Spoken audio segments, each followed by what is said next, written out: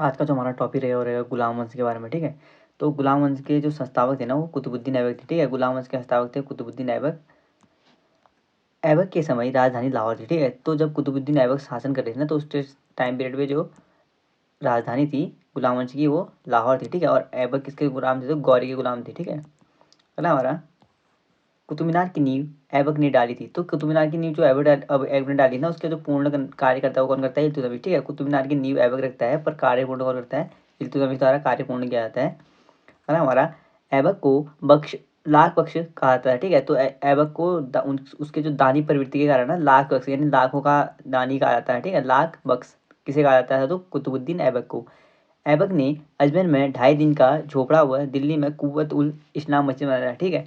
तो 2.5 दिन की झोपड़ी कहानी है ना, इसको बनाने में 2.5 दिन लगे थे, ऐसी मान्यता है, ठीक है। ऐसा कहा जाता है उस टाइम पीरियड पे। तो ऐबक ने जो अजमेर में 2.5 दिन का झोपड़ा बनाया ना वो, और कुव्वतुल इस्लाम मस्जिद का निर्माण किसने किया था? ऐबक ने, ठीक है। अजमेर के 2.5 दिन के झोपड़े और कुव्वतुल इस्लाम मस्जिद का निर्माण ऐबक द्वारा कराया गया था।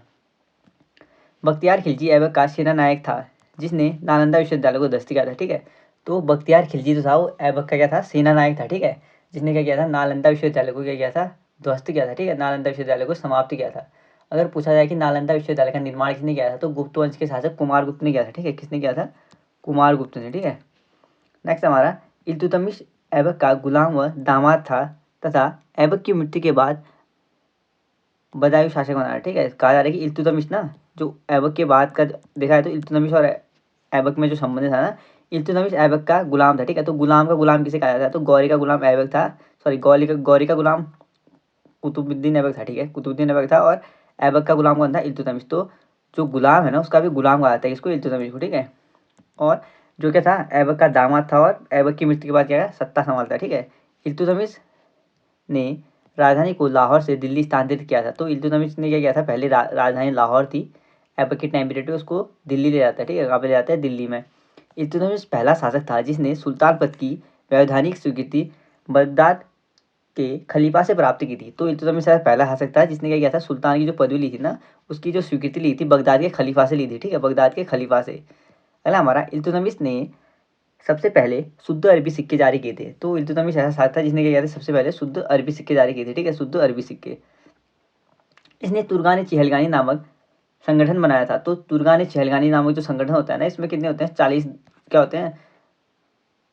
40 जवान होते हैं, ठीक है। तो उसमें तुर्कान चहलगानी में 40 जो लोगों का संगठन बनाता है उसका जो निर्माण किया था किसने किया था? इल्तुतमिश ने, ठीक है।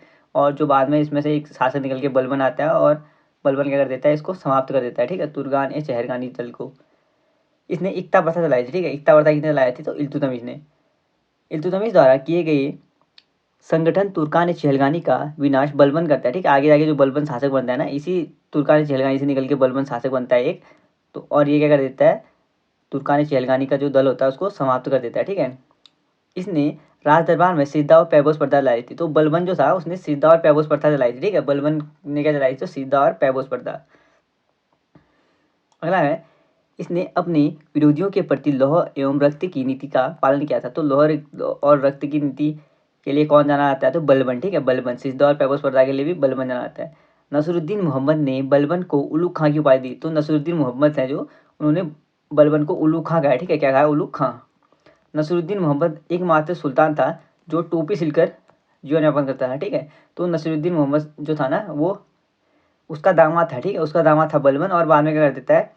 जब नसरुद्दीन मोहम्मद को गद्दी से हटा लेता है ना तो बलबन शासक बन जाता है, ठीक है। बलबन शासक बन जाता है तो नसरुद्दीन मोहम्मद की ऐसी दयनीय स्थिति हो जाती है ना वो अब टोपी सिलकर अपना क्या करता है? जीवन यापन करता है, ठीक है। टोपी सिलकर।